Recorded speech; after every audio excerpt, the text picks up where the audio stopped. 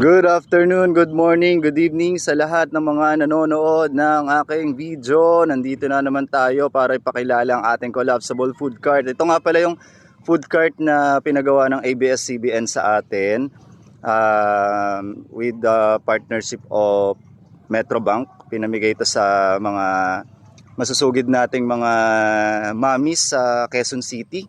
Ayan. Thank you ABS-CBN, thank you Metrobank.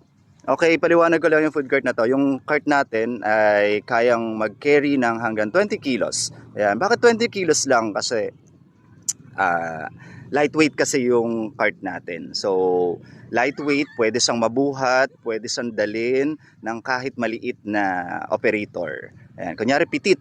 Pitit yung nagtitinda. Tapos, kailangan na magsarado. Pwede nyo nang itupi yan. Madali lang kalasin yung headboard. Madali lang kalasin yung working table niyan. So, guys, pagawa na kayo sa akin. Makikita nyo yung mga listing natin sa marketplace, sa Facebook page, Charlie Sisigan Food Cart.